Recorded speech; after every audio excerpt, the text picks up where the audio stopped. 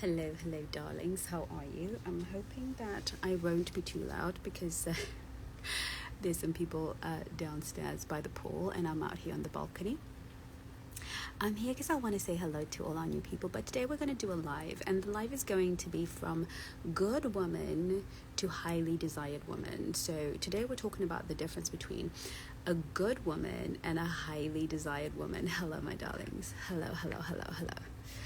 I was gonna go on YouTube, but I just feel like we're growing so quickly here on Instagram that it's a great opportunity for me to get to know you. Please, somebody tell me if you can hear me.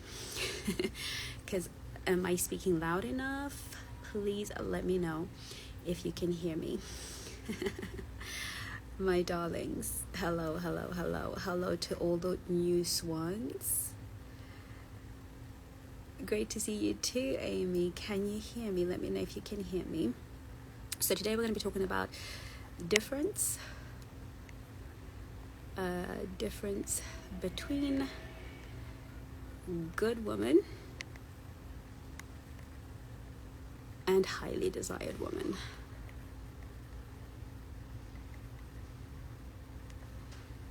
Okay, great. I'm glad you can hear me. So good to see you all.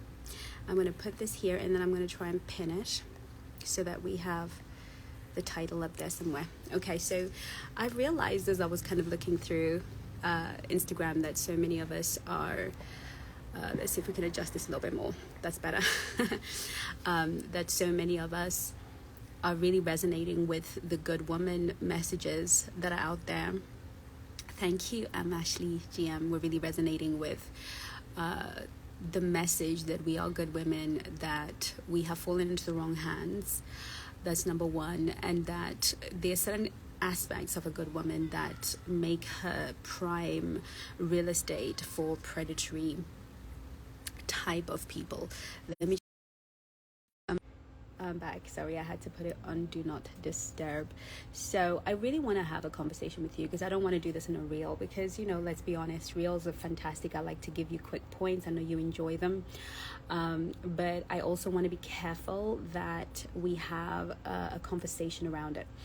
I will let you ask your questions and ask me some questions at the end, so please hold your questions, otherwise I'll miss them, or if you put them in the question button, so when it's time I can go and have a look at them, okay? Because I want to be able to answer your questions. I always say I'm going to be here for a little bit, but I really have very little to do today other than a meeting in about 2 hours, so we have plenty of time to talk. Let's get into today's topic, good woman versus highly desired woman. Here's the thing that we need to understand, ladies. For such a long time, for those of us who are on this page, I know you're on this page and I know you resonate on this page because you're a woman that strives to be good. You're a woman that strives to be high value. You're a woman that's showing up in your most loving, most effervescent, most feminine, sweet way, and you're not getting in return what you are expecting, what you were expecting. So you are the girl who's sweet and you're nice and you're kind and you're giving and you're thoughtful. But in return, you get used, abused, tossed aside. If this is you, then chances are this is why you resonate with the Black Swan, because you're thinking, what more do we want? We have men on the internet making a lot of noise about how they want virtuous women, good women, feminine women, okay? And then you work so hard to become that and they don't choose you. And what we are seeing are what seem like promiscuous women winning, women that are unscrupulous, women that don't care about men, women that don't want to be kind, seeming to win in the dating, in the marketplace. And if it's going to bring you any comfort, this is probably the truth for men as well. Men who have attempted to be good men, who show up, who are consistent and do all these things, find themselves sometimes losing out to the bad boy. Okay, so this is not just something that happens on our end, it happens with men as well, who do show up, who do pay for dates, who do plan dates, and at the end of all of that effort they tend to be met with this kind of he's nice, but I'm just not feeling him, right? We've all been in that situation. We've met a great guy. Hello, everybody. And, he's doing everything right, but we just do not have that attraction. Let me know if that's you. Let me know in the comments. Have you met a guy that did everything right in every way, shape, or form, showed up the way he should, planned the dates, was amazing, but somewhere in your body you couldn't get the attraction up? You just couldn't bring yourself to even think of kissing him or holding his hand, let alone sharing a bed with him. You just couldn't develop that sexual attraction. And that's that horrible place and space to be in, where you let me know if that's been you, if you've experienced this. Great. Let me know if you've experienced this. Let me know if you have been that girl who met a man. And yes, I have. So thank you, Stanley Nima. I appreciate you being honest. Yes. I believe that most of us have met that amazing guy who did everything right, but we just didn't have a sexual attraction to him.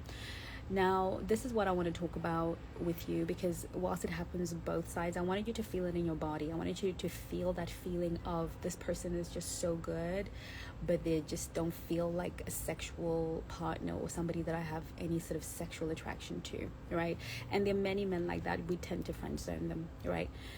The same thing happens for women, for men. There are some men who are really great catches. That's what we're going to call them, because I don't want to use any of this high value stuff because it gets us confused. But just think of whatever your great catch is. The vibe is right, they're just right, but for some reason they don't fall in love with you. For some reason they don't choose you. For some reason they just seem to go for the women that disrespect them and all of that, and can be very, very discouraging. But that's because internally he has lost attraction for you, okay?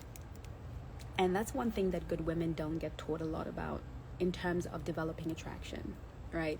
We get taught a lot about men want a good woman, a kind woman, a thoughtful woman, and they do. Every single man does, in the same way that every woman wants a good woman, a good man.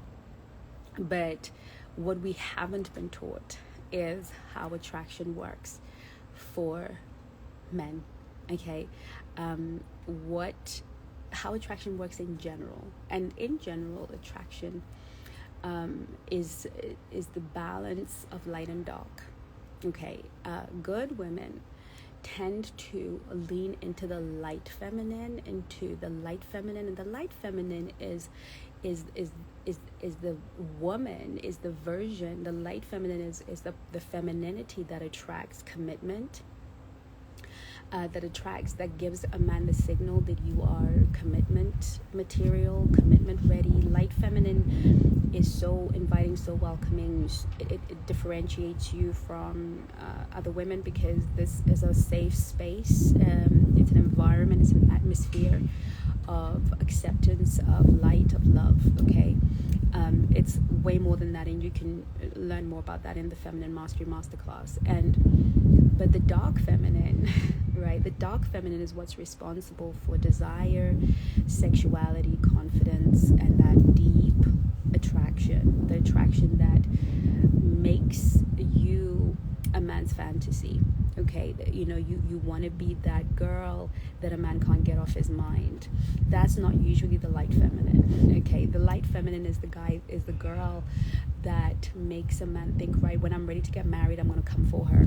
How many of you have been in that situation where you're dating a guy and he likes you, and he's like, you know what, you're wife material, but he's just not ready, okay? That's because you are not connected into your dark feminine. You are not connected to the other part of your femininity, and it's the mixture, it's the coming together of your light feminine and your dark feminine that creates this explosion within the masculine body that kind of captivates the masculine's mind past his eyes, he past what he can see.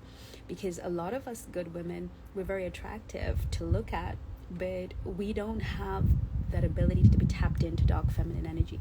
So again, there's another masterclass. In fact, I think there's a femininity bundle in the shop, and if you comment under here, educate, you will get a 40% discount on the courses that I'm going to talk about. I'm not going to go too heavy, but I just know that I can't go deep into it. So dark feminine energy masterclass is available for you to get into, and you need the both. You need dark and light feminine energy. For those of you who feel some kind of way about the phrase dark, consider it this way: unconscious feminine energy. Okay, so we all have light and dark in us, and I've got videos on YouTube that are free where I talk about this as well. If you search my YouTube channel, Dark Feminine Energy, I will talk about this as well.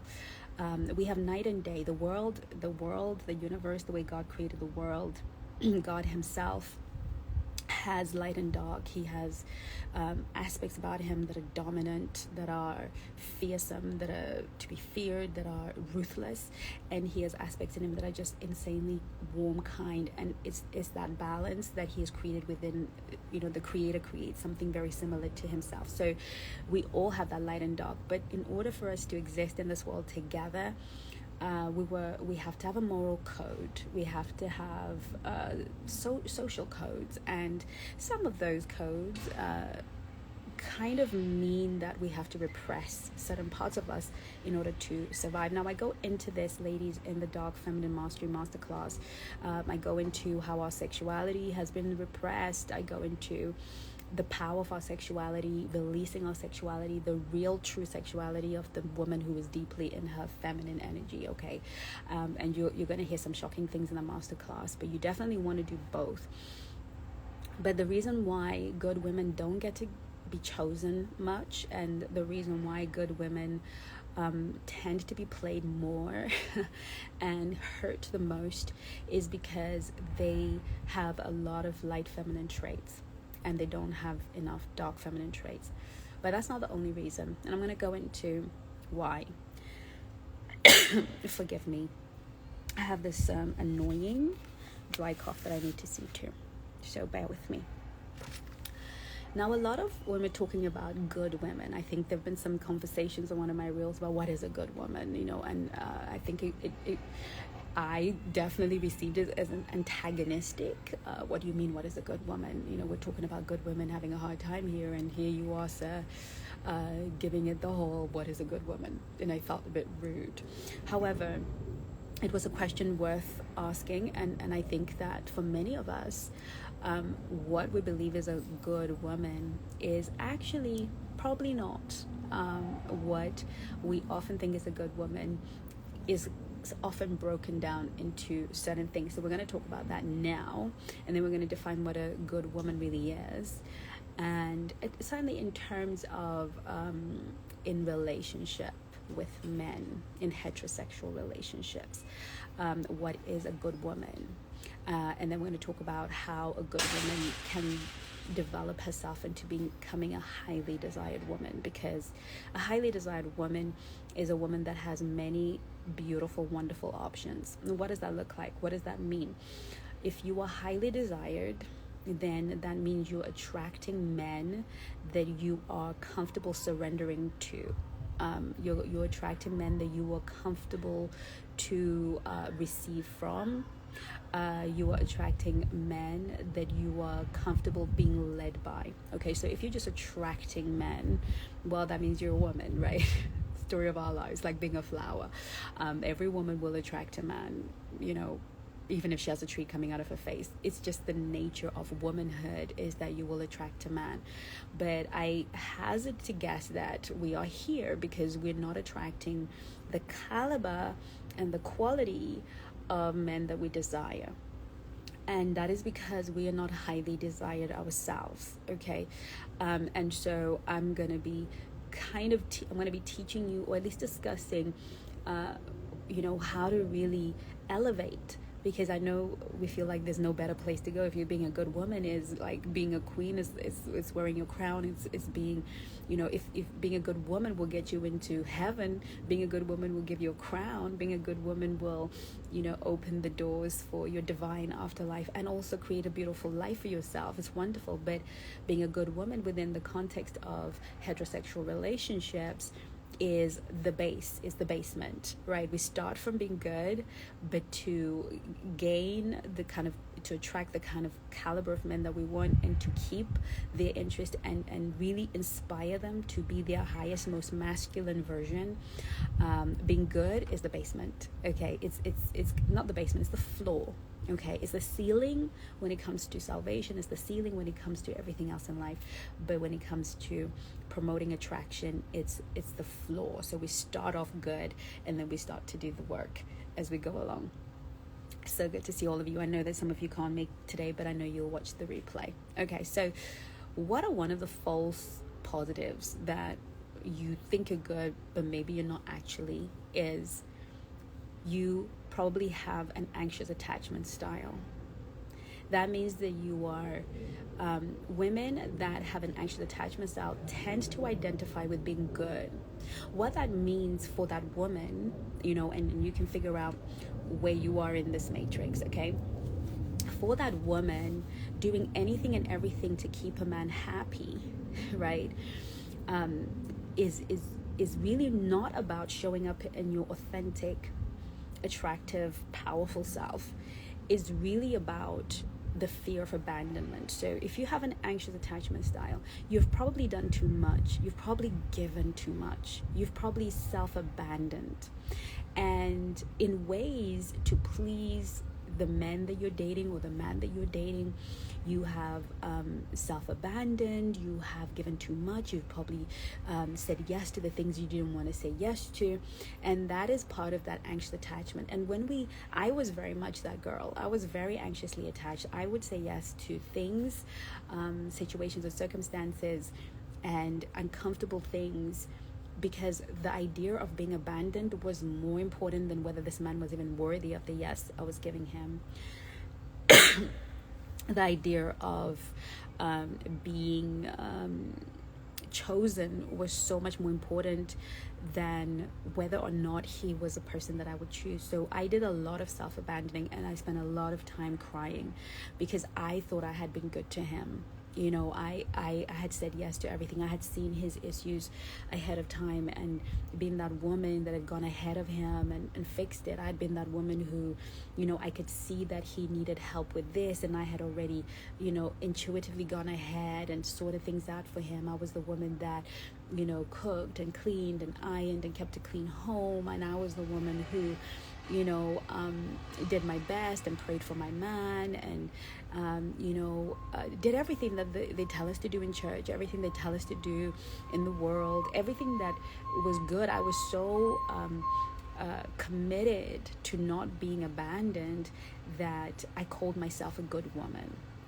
But really what I was a woman who had a lot of wounds. I was a woman who did not have emotional mastery because I was codependent. How I felt about myself was dependent on how he felt about me. Whether he called me or not determined whether I was going to have a good day or not. Does that sound familiar to anybody? Whether he was present or not. So I was always performing for love, okay? And I was convinced that made me a good woman, and could not understand why men just kept it moving. I didn't understand. How many of us think, gosh, I've done that. I've shown up for a guy. I've given him. I have, bought things for him. I have shown him how invested I am. I have been vulnerable and all of these things. But at the end of the day, I got played and I got hurt. And that wasn't you being a good woman, because beloved said, yes, I have. Yeah, right. That wasn't you being a good woman. I realized that wasn't me being a good woman. That was me being a codependent, because you can't be a good woman to anyone if you're not good to yourself. You're not being good to yourself when you self-abandon, when you're asked to do something and to sacrifice something and to give something that you wouldn't normally give. I was giving money to men. I was freaking paying for men. That was totally me. I feel you, Chengi. Thank you, Mariah, for not leaving me out here in the cold, right? I was giving money to men. I was, in my marriage, I was literally paying for everything. I was so desperate to be good, because I thought there'll be a special blessing for me, and at some point my goodness is gonna shine through. But I wasn't being good. I wasn't being good to him, because I wasn't being good to myself, right? Because when I self-abandoned, I became resentful, right? When I gave what I was not comfortable giving, I became resentful and started to carry bitterness in my soul, right? Because I wasn't giving from a place of abundance. I wasn't giving from a place of authenticity. I wasn't giving from a place of wholeness. I was giving from a place of brokenness. And so many of us really believe I'm a good woman, but baby, maybe you're just anxiously attached. Okay, maybe you have trauma. Maybe you have to fawn. Okay, so I go into this in the Nice Girl Rehab, Nice Girl Rehab and Nice Girl Rehab Reloaded. I talk about the fawning experience. I talk about why we're nice girls. I talk about that because I know from personal experience, and we confuse being nice with being good. And being nice is good. We should all be nice. I'm being nice to you right now. You're being nice to me, right? Being nice is perfectly fine, but we confuse being nice in a relationship and being good and being and dealing with trauma. So when I eventually had the courage and the wherewithal really to begin to, when I saw how devastated I was, I just kept getting used, abused, and thrown out. And I just didn't get it. Am I not pretty enough? Am I not smart enough? Am I not loving? I just didn't get why I was always out on the scrap heap. And that is because that behavior, that I will do anything for you. I will worship the ground you walk on. I will conform until I bend in a direction I'm not supposed to bend. That is unattractive. That does not stir up that does not boil a man's blood, right? It doesn't stir him up. It really doesn't. What it does is it makes him feel like he is with his mother. What it does, it makes him feel like he hasn't won anything, like it's all being given to him. And because male attraction and masculine attraction comes from a challenge, it comes from working hard for something. His ability to bond with you, to fall in love with you, comes from the effort and the investment he's making. But if you're a good woman and you have an anxious attachment style and you're working very hard, then you're never giving him an opportunity to earn you, because you're already quick, fast, and in a hurry, right? You're already giving to him, which is a thing that good, nice women do, is we take the masculine. A lot of nice girl behavior is masculine behavior, because then we tend to fix things, we tend to give things, we tend to direct things, right? Because we want to be his savior, we want to be his healer, we want to be the one that fixes it for him. So that is us being in our masculine energy, right? We want to control the dynamic, right? I'm so glad you're seeing your mistakes, right? So we are not sitting in our feminine. We're not allowing ourselves to be in a receptive mode. And for people who don't understand the feminine in the way that they should, being receptive takes a lot of trust. Being receptive, when you are the one who is having to receive because you're built for it, because you thrive in it, but that's the best way that you can relate to the masculine, is being receptive. That comes with him earning your trust. Okay, that comes with him earning your trust, creating safety for you, providing for you a safe space. That comes with him making an effort and an investment to prove that he is a safe being and a safe space around you. But when you're not in your feminine, you're so busy proving that you're not checking, right? And you're not calling him to his high, most divine masculine self, because a feminine woman will always call a man to the highest possible level of service and sacrifice, right? In so doing, he falls more and more in love. I'm so glad, Mariah, that you needed this. I will say this, I promise you. We're calling him into a more divine, higher state, and men fall in love and find women who call them to their highest state highly desirable if they're masculine men. If they're feminine men, they're going to be little children. They're going to complain and moan and why these women, blah, blah, blah. But a truly masculine man is going to love the woman that requires him to give and serve and sacrifice. Okay, but good women, we're not used to that because we've got that anxious attachment style, because we had to please a parent, we had to please our teachers, we had to please our family to survive the dynamic that we were being raised in. We had to be fawning, we had to fawn. Okay, so do the Nice Girl Rehab masterclass, because I go into that in detail. Do both the masterclasses where I talk about why we do it, so we can begin to heal it. And I believe on Facebook in Swan City there's a free challenge that everybody did and it changed their life. So you can go to Swan City on Facebook and you will be able to join the challenge that we did about 2-3 years ago. It's still relevant, so powerful. So perhaps some of us who identify as good women, and I'm assuming every single woman on this call watching this now and on the replay, I believe you're good, because birds of a feather flock together. And I believe that I'm a good woman, and I believe that I have a heart that is pure towards every single one of you and towards everyone that I meet. And so I can only attract women who have that same heart, right? So if you are here, I believe that you are like me or better. Okay, so maybe we need to go away and think about what is it that look at God, thank you so much. I am so glad it's helping you. So what is it about me? Am I anxiously attached? Am I doing all of these things because I don't want to be rejected? And you're going to know it when you get tuned into your body. Your body will tell you, because there's going to be anxiety. There's going to be a lack of peace, right? When you are doing things to please him, okay? And that is a trauma. That is a wound that needs to be healed. That is something that needs to be worked on. And that is what our trauma counselor, Shani, and the coaches work with you on when you do the Soulmate Attraction System course. Ladies, you can get a free consultation with our coaches. Brilliant. All you have to do is comment help, and a link will be sent to you, and you can book a free consultation. You can only get one, by the way, so you can't keep coming back. All right.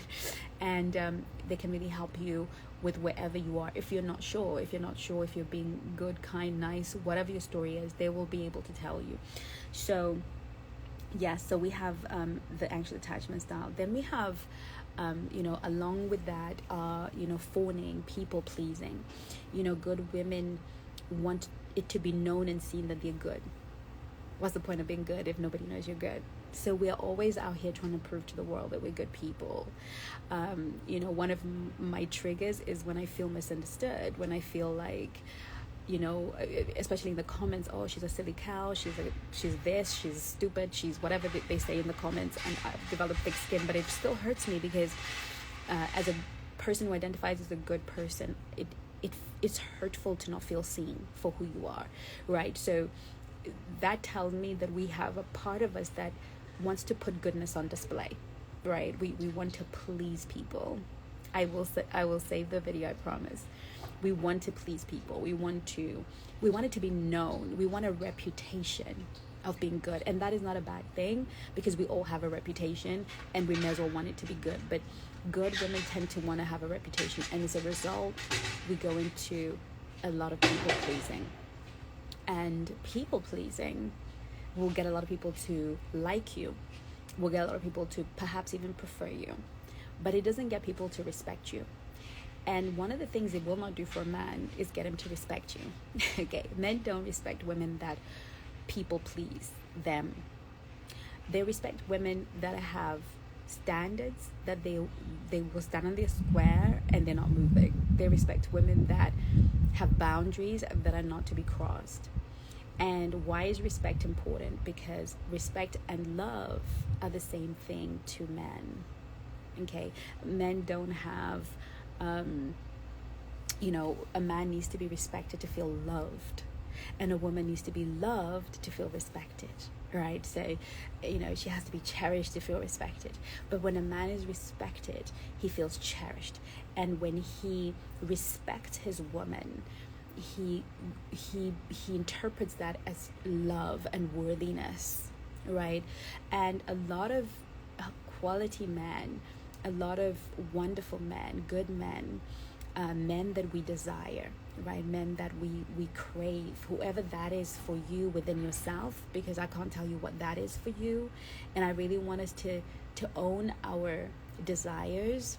Okay, that's part of that dark feminine energy. Whoever that guy is, even if he's a bad boy, if he's what you desire, that guy wants a woman he can respect.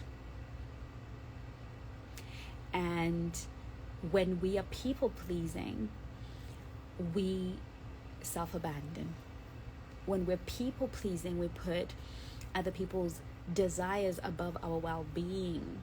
We're going to show up tired. We're going to give too much, stay too long, not put... This is a key. This is a very important key for the feminine. The feminine, and I say this to my clients, and I'm going to say this to you. The feminine is like a tree. The feminine must receive from its environment, right? Like a tree. So, you got this tree, and its roots go all the way down, and it takes the water, the moisture, the nutrients from the soil, and it's got these leaves, and they take the sun, and water from there's this whole thing, but everything it takes this carbon dioxide from the air. So a tree doesn't move. A tree is not active. A tree is active within itself. It's active within its processes, okay? But it remains passive, right? A tree doesn't go to the person who needs a shade, right? The person who needs a shade comes to the tree. And as a result of the tree being receptive, the ability to truly be a feminine is to the extent that you can receive, okay? So many of us are incapable of receiving because we're blocked. We're blocked by trauma. We are in our masculine, so we go to give first. To receive from a man, I'm going to tell you something a little bit later. I hope I remember to tell you. Let me write it down.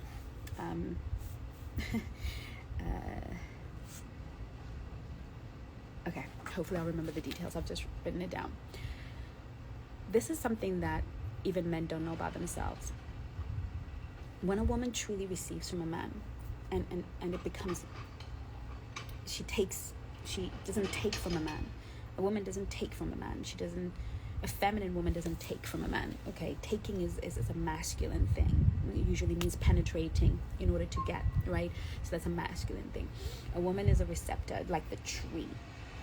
The tree's its capacity to receive makes it fruitful and lush and green. And then what happens is the tree then becomes a habitation for the birds. It becomes fruit for humans. It becomes shade for the people. It becomes life where it stands, right? This is the feminine. Your ability to receive from a man, from the world, in this moment, right, that we're having together. Your ability to receive love. And some of us think we have the ability, but we don't, because we go straight into performance. We go straight into proving. We go straight into these toxic behaviors, and then we call ourselves a good woman, right? When really a good woman is a woman that is able to truly absorb everything in her world and live within her body. Like the tree. The tree must live within its body. The tree cannot journey somewhere. The tree must journey within itself. It must create processes within itself. The tree is powerful and is potent and is life-giving because it is able to contain itself. This is the feminine woman. And then because the feminine woman is fed from her world, she receives from her children, she receives from her husband, she receives from her boyfriend, she receives from her coaches, she's a receptor, and there's no blockages in her ability to receive. A feminine woman is really able to flourish. And her flourishing is then what attracts quality, right? All of a sudden, people want to come and sit under your shade. Okay, all of a sudden, people want to eat from your fruit. Now you are becoming a highly desired woman. This is what it is to venture into becoming a highly desired woman. Because you have allowed yourself to receive kindness. You have allowed yourself to receive goodness. You've allowed yourself to receive. Right now, once you build your capacity to receive, you are now truly in your feminine energy, and then you are repelled and you are disgusted and you are put off by people who don't have to give, right? Who just come and take from your fruit, right? But unlike a tree can't say no, go away, you go and pluck from my fruit. You are not a tree, you're a whole woman with autonomy and authenticity. Okay, so you can actually say, hey, not you. So a feminine woman is naturally, if you're in your feminine, never going to accept a man that takes. You are never going to accept friends that take from you. You are never going to accept, even in business, I don't accept certain people to work with us. Certainly not with me. Maybe my coaches, they have autonomy, they can choose who they want to work with, but I am very particular about who I work with, because not every customer is a client, not every client is for you, right? When you realize that I am such a life-giving force that I am particular about who comes and picks from my tree. I'm particular about who sits in my shade, because the work of receiving is a lot of work. For me to receive, for the tree to receive from the ground, it has to break ground. There's so much, there's photosynthesis going on. There's so much going on in that tree that just is still. So much going on. To be a receptor, to be a God receptor, to be a co-creator with God, which is a woman. A woman is a co-creator with God, because we take that seed and then we create it, and we're creating with God, right? How divine is that? That's so divine. That's so amazing. That's amazing. You are a co-creator, and that's not just your physical womb, it's your spiritual womb. It is your energy, it's your life force. You are a creator, you're co-creator with God. Okay, this is amazing. I hope you're feeling this.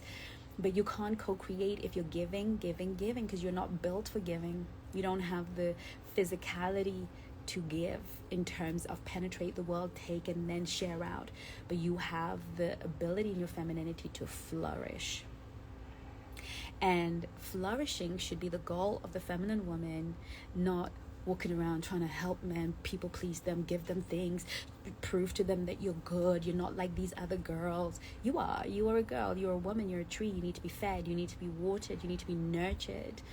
And anyone that doesn't come with that. Now, some of us, we might not need a man's money, but we definitely need his time, his attention. We need his affirmation, his validation. We need him to hold us. We need him to create a sense of safety around us, to protect us from the world, from himself, and all of those things, and our ability to really take it in and to understand. And here's an example of when we cannot receive.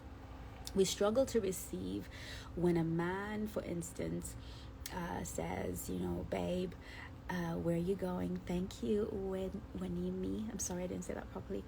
And he says, babe, where are you going? And you're like, oh, I'm going with my friends to have lunch or whatever.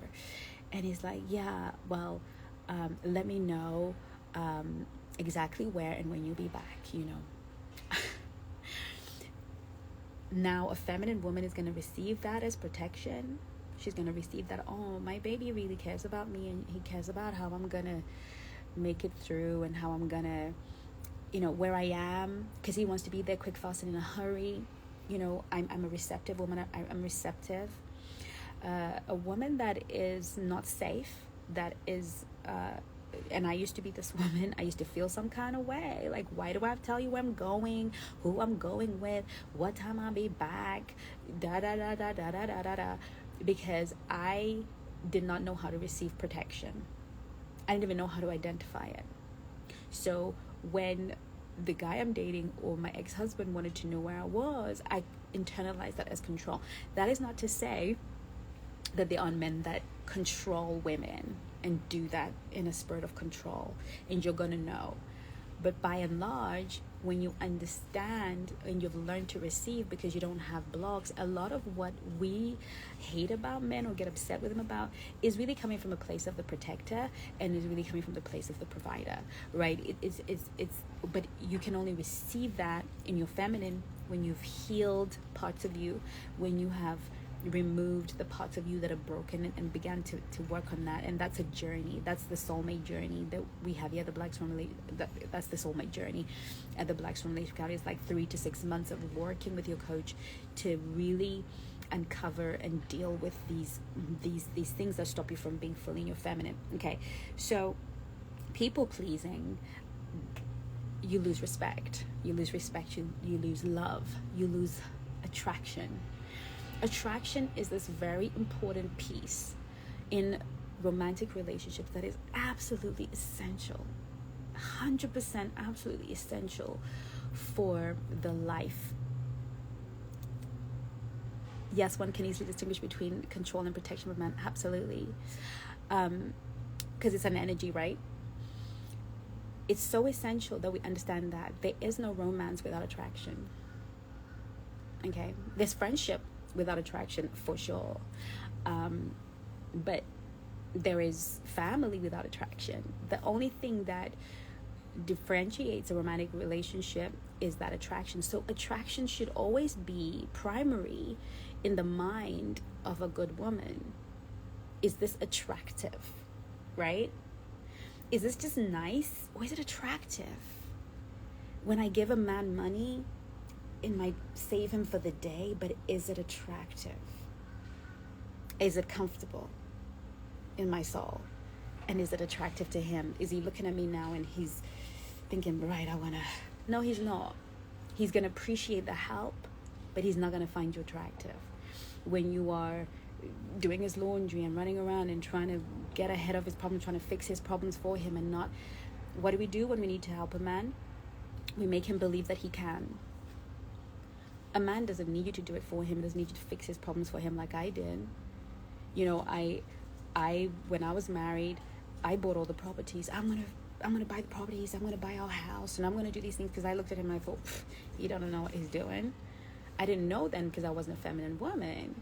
I was very much in my masculine. I was very much in survival. So in my marriage, I was like, I'm gonna buy the property. So I was the go getter. Okay, I had the properties. I had the cars. I was the go do that. And I didn't realize that it was never my assignment, because my ex-husband has been able to buy property since we've been divorced, and he's been able to do all these things. It was never my assignment to do it for him. My assignment was always to be my feminine and make him believe wholeheartedly and truly that I was behind him, that I believed he could, and that I believed in him with every fiber of my being.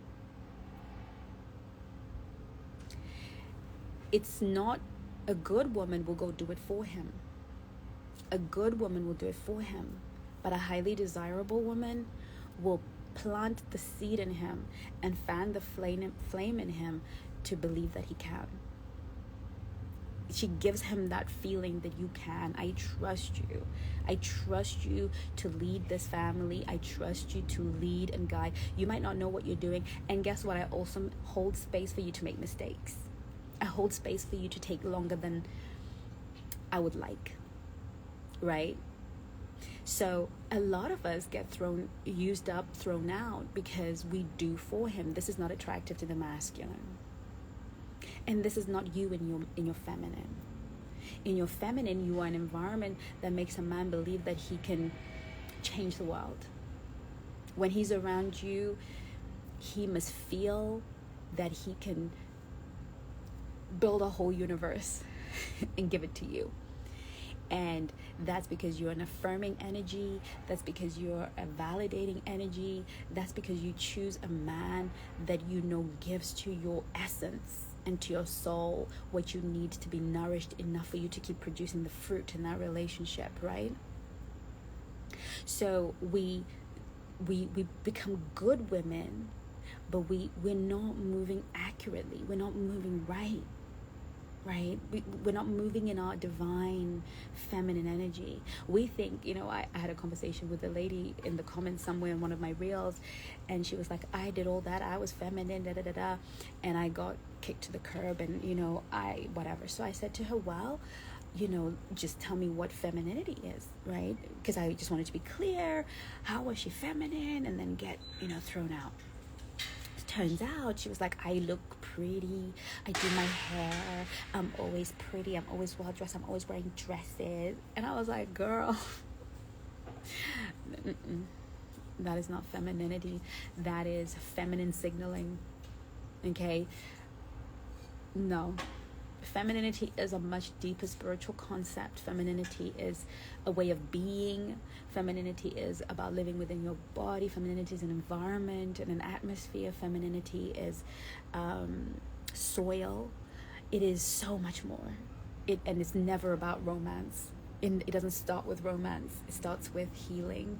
It starts with you being a full woman. Full, okay? Just abundant in your body, right? Femininity is a crown.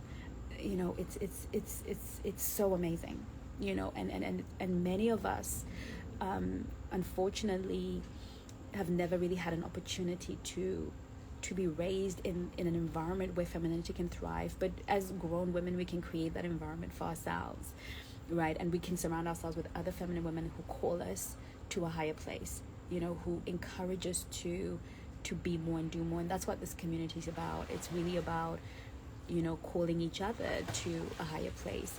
Yesterday I was talking to one of my coaches, and she booked an amazing spa, an amazing hotel, and she's going to do this for herself, and just so excited. And then she called me and said, I've decided to save money, not do that and do that. And I was like, girl, no, you're not. You're going to do exactly what you said you're going to do. You're going to honor yourself. You're going to honor your divine feminine. You're going to take care of you, and you're going to love on you and pour into yourself, okay? And we need sisters like that, and we need a community like that. And she was like, thank you so much, I'm going to go do it. She was happy again. It's so easy to want to be good and sensible at the expense of being wholly and fully what God has created you to be and what you were supposed to be. So a lot of what we're calling good is often, for many of us, in and around being a nice girl, fawning, self-abandonment, anxiety, anxious attachment, woundedness, trauma. Okay, and a lot of why we find ourselves on the curb, hurting, bleeding, deserted, divorced, and all the things that I've been through, is because that's not currency. When it comes to a masculine man, it's not currency. Thank you. It's not currency. You want to be a desired woman. You want to be truly good. You've got to be good to yourself. You've got to honor yourself. That is why excuse the expression, hoes be winning. Okay. This is why the women that we think they're so mean, that's why they be winning. Not because they're mean, but because the women that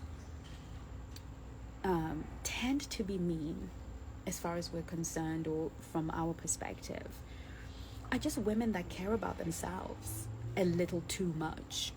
They're kind of on the other extreme, where they put themselves above everybody else and put themselves before everybody else. It's about they're on the other side. They're on that dark feminine side, where it's kind of gone dark. Okay, but I'll tell you this with no hesitation, that a man would rather have a woman in her dark feminine than a woman who is just in his light feminine. Even though he knows she's probably going to play him, use him, and do all these things, he would rather go dark. Why? Because passion and lust and desire exist in the intersection, right? And because good women tend to be so good and restrained, restricted, repressed, they don't signal a man's sexuality. And remember, men marry for sensual and sexual stability, right? Masculine men.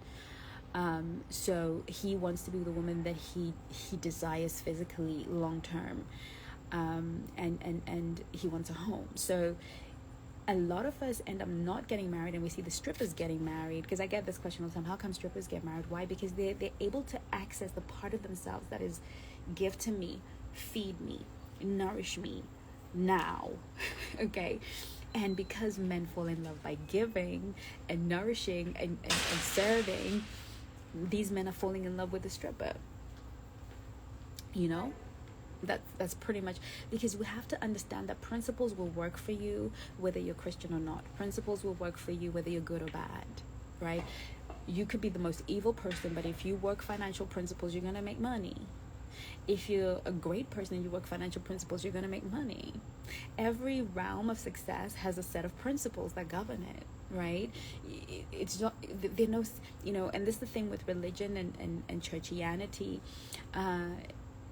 Inadvertently, subconsciously teaches us that there's a little button called being really good. You press it and everything works.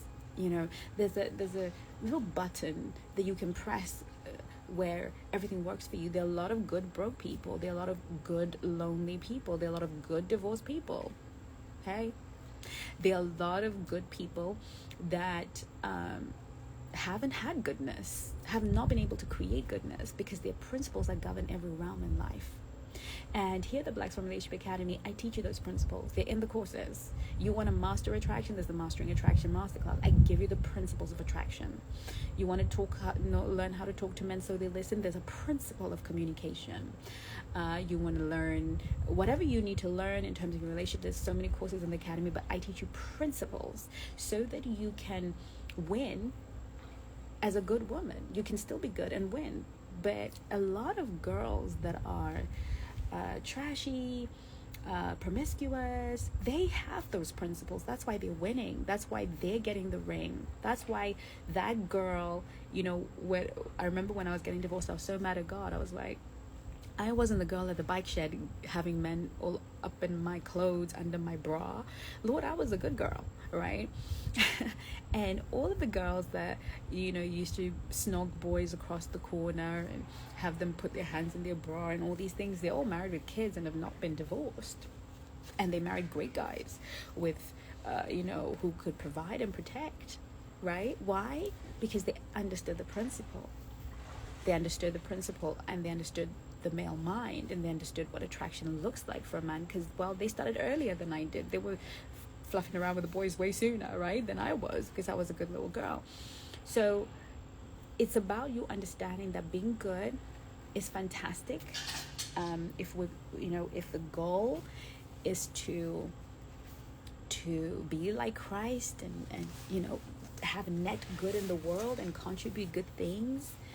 But if we're talking about heterosexual dynamics, you need more, right? You need to be in your feminine in the way that I've described.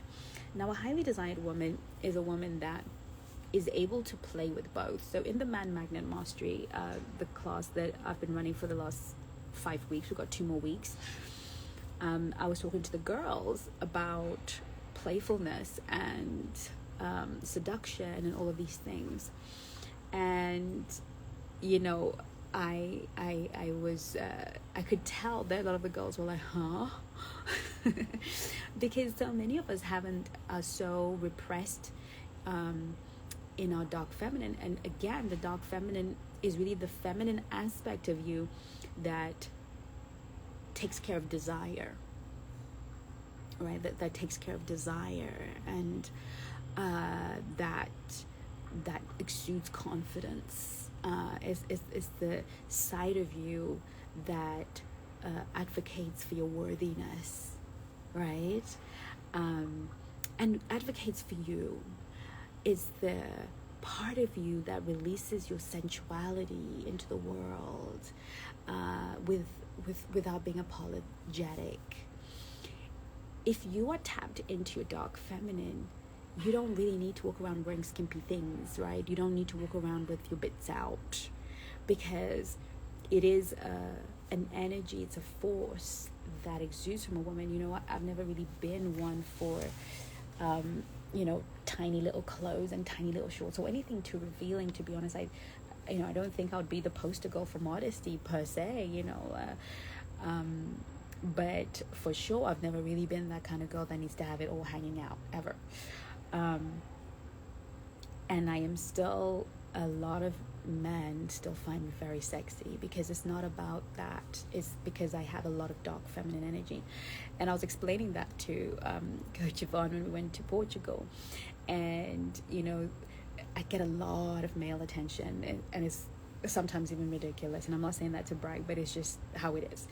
And she was like, what is going on with you? Like, what's going on? And I said, it's because I've got a lot of dark feminine energy. And men, it's like a magnet to them. I hate this thummy thing, but it's like a magnet to them. And for me, that energy was released very early because of the SA, I think is the abbreviation that I endured as a child.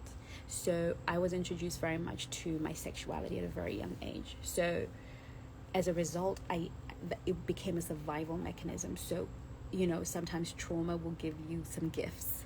Okay, so it's not because I'm special or particularly pretty or particularly anything. It's just that I had to tap into my sexuality at a very young age to survive. So I now carry it very much on the surface, and I used to hate it. I used to want to repress it. I hated that I had that effect on men everywhere that I went. But I have coming to realize what femininity is. I understand now that it's a gift, and it's just about embracing it and moving in it. And this is where a lot of us have a hard time, because a lot of us have been messed with when we're children. And if we're not messed with, if we were raised within a kind of religious environment, then we are made wrong for having desire and being awakened within our body. And we have not been taught how to manage our sexuality. We've been taught to repress our sexuality, and as a result, we are trading performance.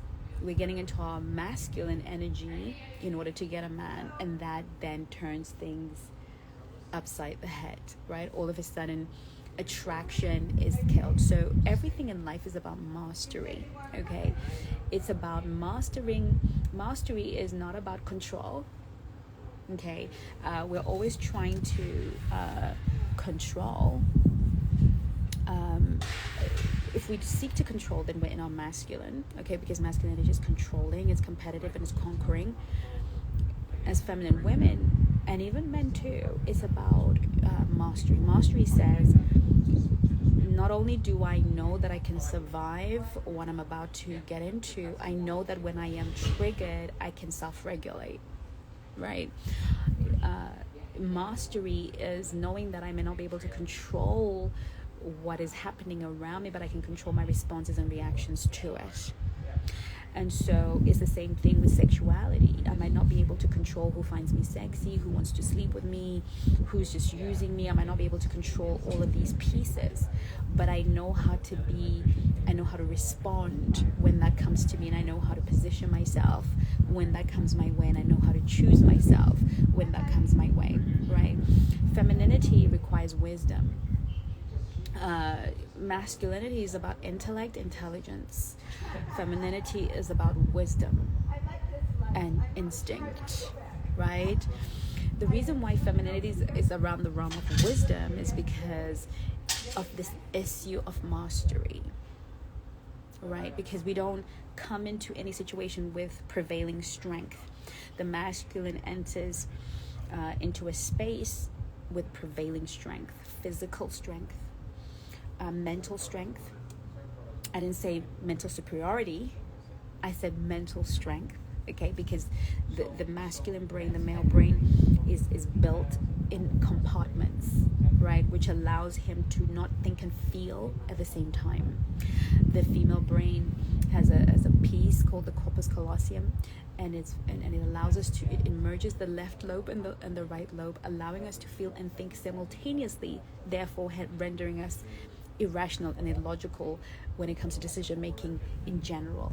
Okay, in general, of course, we're able to get into our left lobe and be decisive and make decisions. I'm not saying we're incapable, but I'm saying that we have a bigger corpus callosum that makes us live in both the feeling and thinking realm. Okay, men have a smaller one, which means they can only think or feel, right? And so they can come into a situation with mental strength because they're not being, except for the men that we have these days, just look through the comments and you'll see what I mean. The men that we have these days are burdened by their emotions, so that kind of kills their rational mind, and then they get into bitchy mode. They're the ones telling me I'm ugly, nobody's ever going to marry me, really, because they're women. They've become very, very feminine, and there are a lot of reasons for that. Hormones in the meat and in the water that has really kind of killed a lot of men's testosterone levels and really dropped them radically.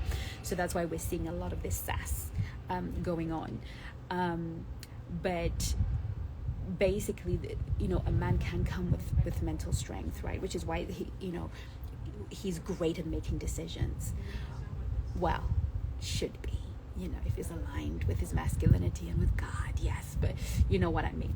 And women, we are to be in wisdom, knowledge applied, being able to take all the knowledge that's coming from our emotions and from our rational thinking, put it together, and apply that knowledge in such a way that we are safe. So we survive in this world through wisdom, which is why women that lack wisdom get violated a lot.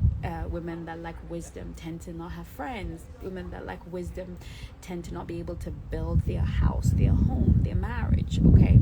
So wisdom is the principal thing, and it's something that the feminine, so when I say the feminine, sometimes I'm talking about male or female, I'm talking about the energies, the left lobe, the right lobe activity. Okay, so a man can be wise, okay, and whilst he is in his wisdom, he's tapping into his feminine energy.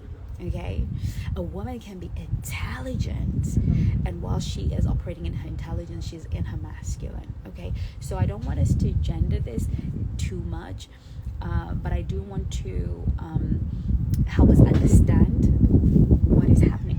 So when we tap into our dark feminine, we start to show confidence in relationship, confidence to say, no, I'm not comfortable with that. I'm not ready to lay down with you just yet. I'm not comfortable going to that place. I don't feel safe there. We're confident to speak up and advocate for ourselves, right? And that is sexy to a masculine man. There's nothing more sexy to a man than a woman that knows what she wants, and a woman that knows what she does not want. Nothing more sexy than I don't feel safe, I don't feel comfortable, can we do something else? Okay. Right? Can we go somewhere else? Can we try something else? I'd feel more safe, more comfortable if I was closer to home, right? So this is very sexy, because he knows that when you eventually are willing, ready, and able, depending on who you are and what your faith is and where you are in your life, to be sexual with him, he knows that you are going to, you're going to be fully invested. Okay. A highly desired woman has boundaries. She has the confidence to set boundaries about how she'll be treated, how she behaves. I talk about that in the Dark Feminine Mastery Masterclass, in the High Value Strategies. Again, 40% off if you comment educate in the comments. She has standards and she has emotional stability. This is really key. A highly desired woman doesn't go wild and crazy and gets triggered like this. She's able to recognize this is a trigger for me, and she's able to manage it, because men feel unsafe, because I know we talk about femininity and safety, and we often neglect that masculinity also needs safety. Is not top on the priority. Okay, masculinity would put freedom and adventure and joy and playfulness up here, whereas we will put safety, security up here. But it doesn't mean that he doesn't have a safety and security need. Okay, it's just not top on the list. Just like we don't, of course we have a fun, playful, we want to have fun, we want freedom too, but it's just not high on the list, right? We want safety and security first.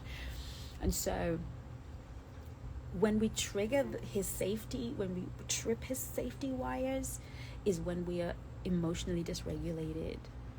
And good women are not always great at regulating themselves emotionally. Good women are not always great because they're not even taking care of themselves. Right? You're not taking care of yourself, so how are you able to really be able to emotionally regulate yourself? So if you want to be highly desired, your ability to emotionally regulate yourself is key. And how do I know you're able to regulate yourself? Is your ability to pause. You have to learn to pause. Okay?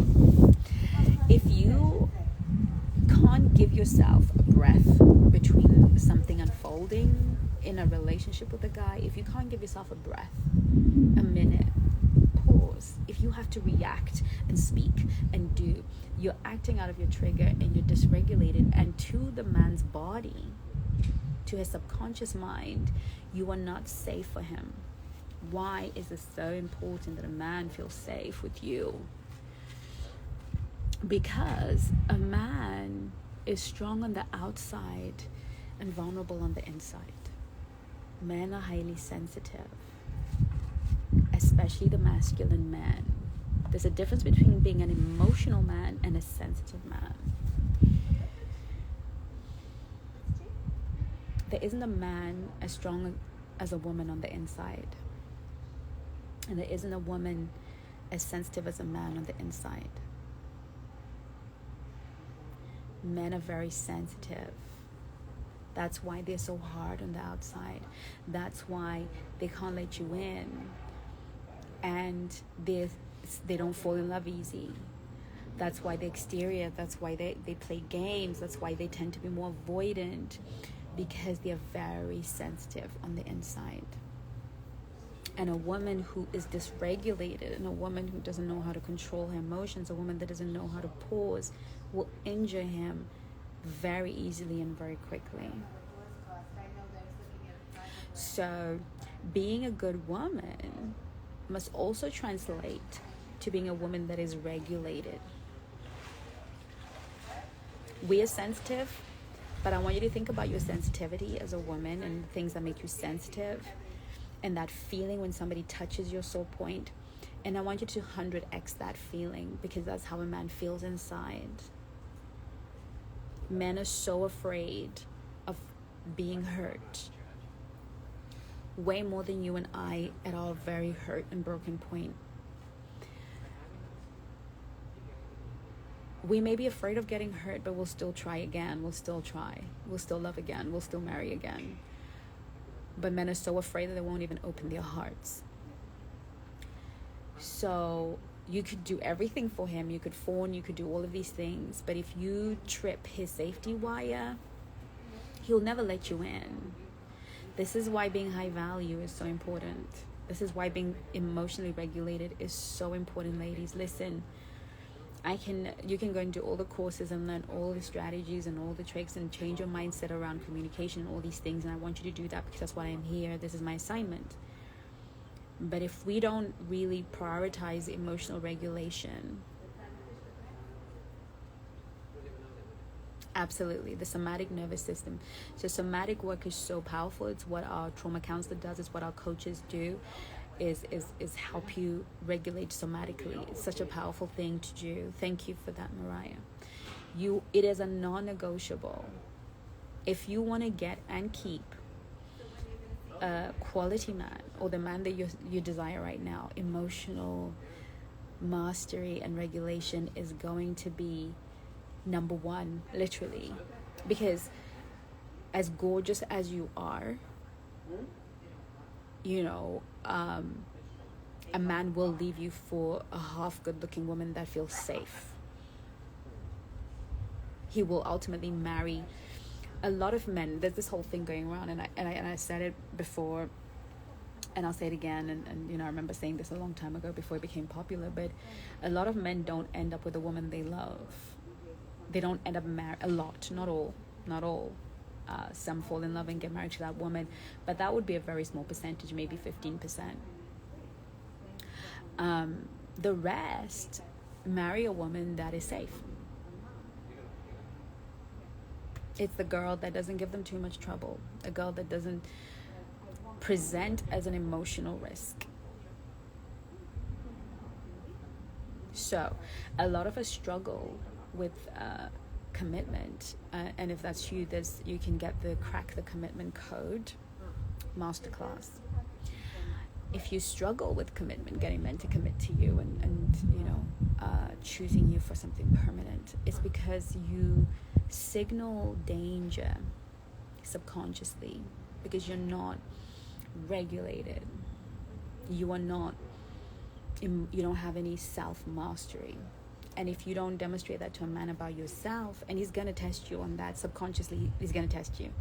He's always going to test you. That's why they test us in the comments, and they test us in reality, and they test us here, and they test us there.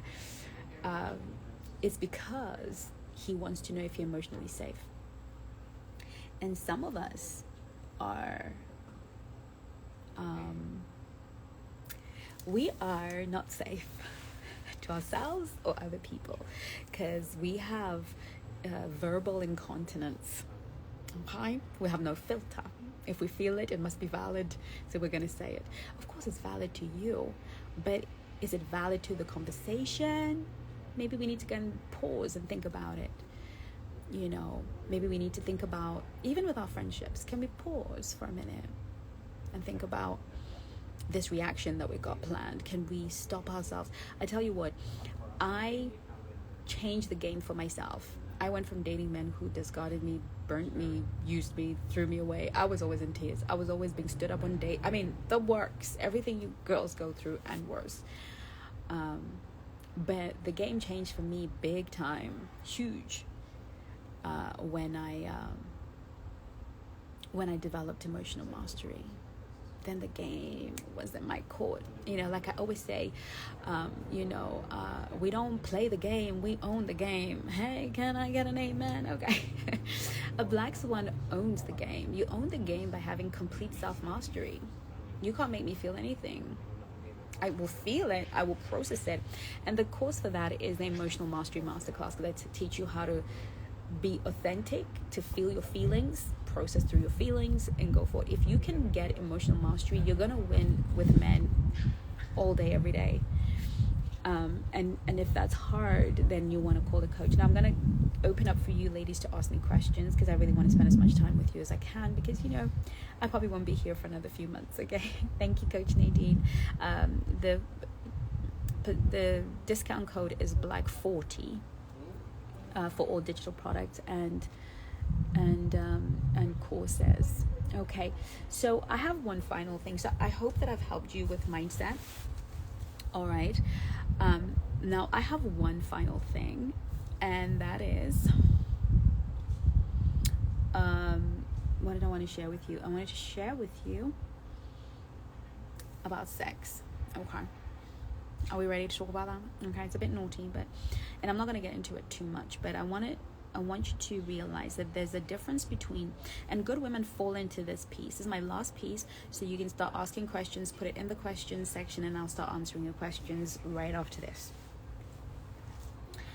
Good women fall into the pattern of being fetishes.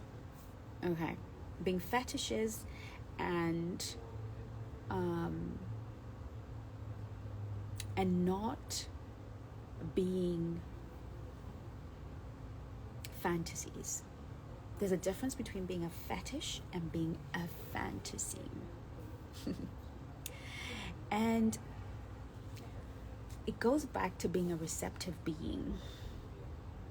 If you are going to, let me see if I can change that. If you are going to be a man's sexual fantasy, it's really not about all these gymnastics that you girls be doing out here in these streets, okay? It's not about all the dirty, nasty stuff that y'all been convinced to be doing out here. It's about your ability to receive. You listen, the fetishes, the girls that will do all kind of nasty things, they get put into mistress, fun time only girls. If you want to be a fantasy, you have to understand that a man derives his greatest pleasure from a woman that receives her pleasure from him. A woman who is fully in her body. So many of us are having sex outside of the body. I say this all the time. We will, perform. Some of us are great performers. We'll do the swinging of chandeliers. We'll do all the, dirty, nasty things. You have to be outside of your body as a woman to do that. You have to be out of your body. Not out of your mind, out of your body. You have to leave your body to do half of the things that some of us are out here doing. Okay? If you are truly in your body, you're going to listen to your body, and your body is going to direct you and is going to help you get pleasure in such a way that is so validating and so rewarding for the masculine that making love to you is the place where he feels truly validated, truly in his masculine, truly received. And that's what makes your fantasy.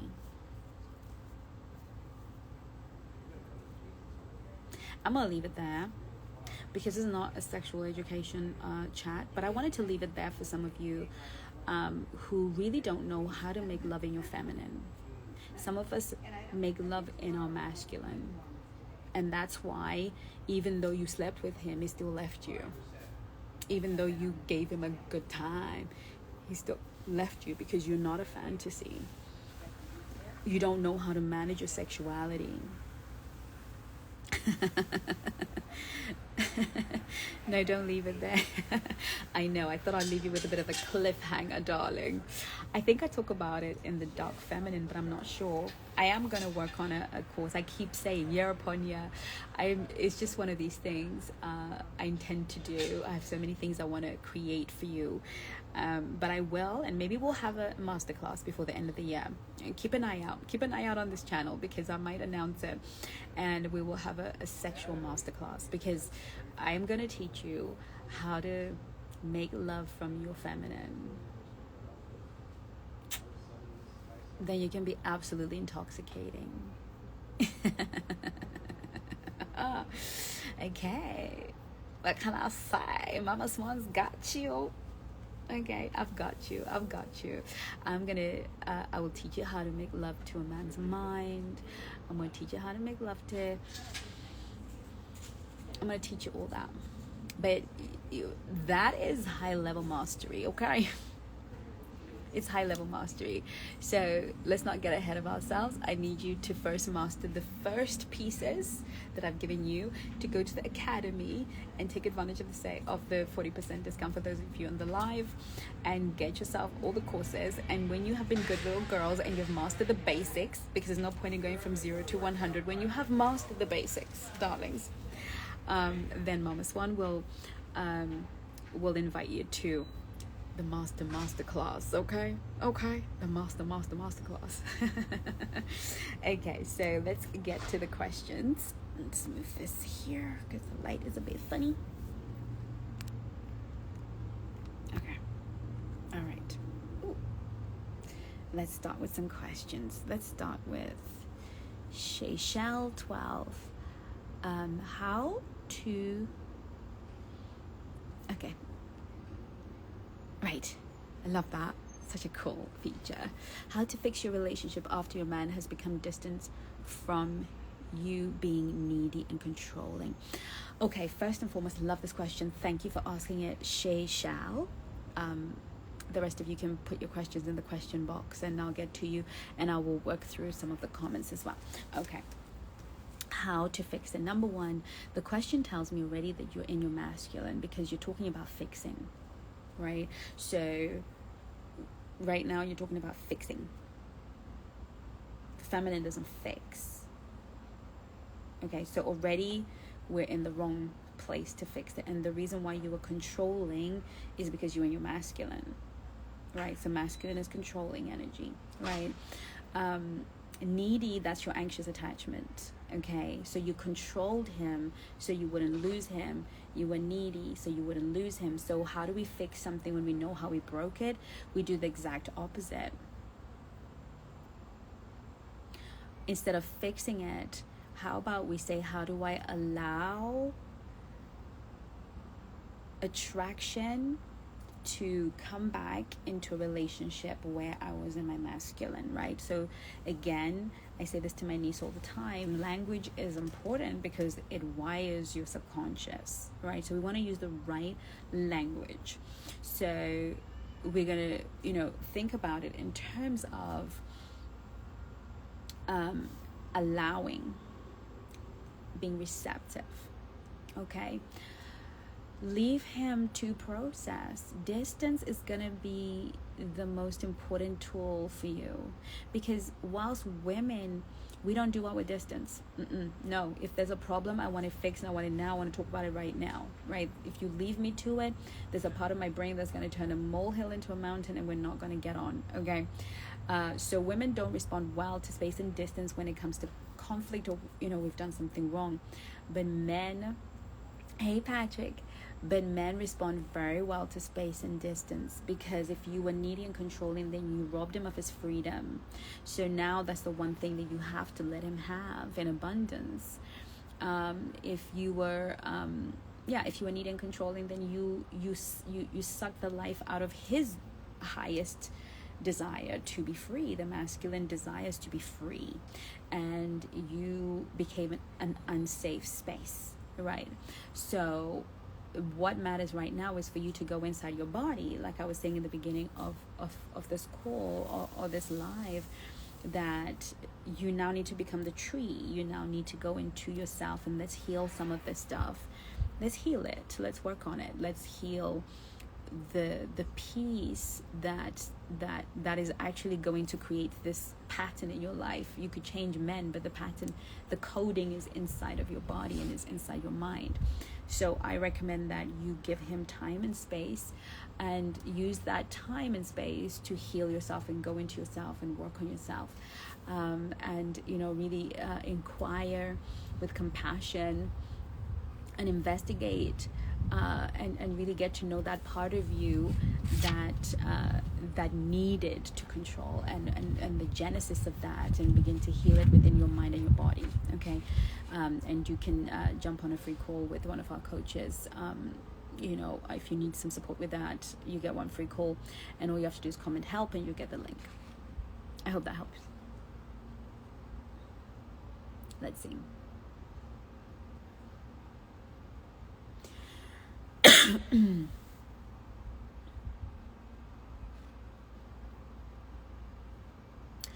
How do you keep, I hope I haven't missed any, how do I keep my boundaries and not self-abandon? I find that I say that I have a boundary.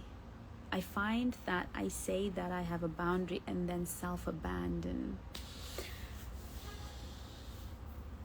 Okay, so when we say I, who is the I? Who is the I? So there's a good book for all of us to read. It's called No Bad Parts. You, the essence, the spirit, that's I. The parts, the psychological parts, the fragmentation of our brains, when we go through trauma, sometimes we fragment, compartmentalize, and do all these things for survival. So the part of you that abandons is the wounded inner child, who seeks love. So the Nice Girl Rehab Reloaded goes into that. So it's not you as a whole that abandons, it's the part of you. And then there's a part of you that knows not to, that doesn't want to, that has boundaries, but then she's being sabotaged by your wounded inner child. You need to speak to Coach Sean. You need to speak to our trauma therapist, Shani, or get on a complimentary call with the coaches. But this is about a wounding. This is about an unconscious belief that you carry. You cannot discipline what you are unconscious to, right?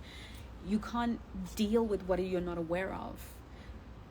You can't know what you don't know about yourself. So you need to do a deeper inquiry.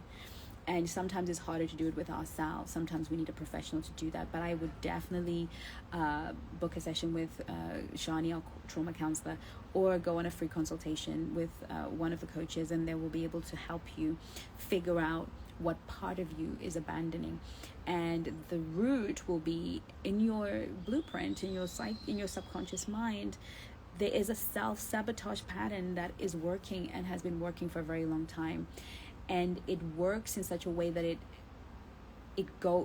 works as though it is meeting a need. Okay, so there's an unmet need, and that part of you believes she has to self-abandon to meet that need. So we need to understand what is the subconscious need, and what and why does that other part of you, what is the other part of you that is self-abandoning? What does she need? What does she need to be regulated? So, like I said, the book is called No Bad Parts. It's really good for understanding IFS, internal family systems. It's really good for understanding parts work. It's a great book to read, but it really has to do with your internal systems and how you're fragmented and really working to get you whole. You can do that through therapy, but if your therapist is a cognitive behavioral therapist, that's going to be a complete waste of your time. You need a trauma therapist, a trauma counselor, somebody who knows how to deal with trauma, knows how to handle your inner child, and most importantly, somebody who is trained somatically. So soma means the body, somatic means within the body. The trauma, the trauma that we have, we carried in the body. Not only does the body keep score, that's another book you can read. The body keeps score. Don't ask me who the author is. I read so many books. I'm like a machine, and I can't even remember the details of. It's enough that I remember the title of the book, because I read 5 books at the same time. It's ridiculous. But The Body Keeps Score is a good one. My therapist has a book called Soma Wise, and he talks about the body being in fact your subconscious mind. So we need to do, when you do somatic work, we need to go into your body, out of your mind. We're not talking to your mind. We're not interested in what's in your mind, because your mind can talk its way out of anything, right? So we need to do somatic work where we go into your body and extract the trauma from your body so that we can heal it. Okay, honey, so there's nothing wrong with you, as in you're not some idiot who keeps self-abandoning. That's not the case. You just have a blueprint. You have an unconscious system that is running your life, and unless you actually do some work on that, you're just going to keep doing it, different faces, different places, different ways. And like I was saying to my niece yesterday, I was like, the ego is really smart.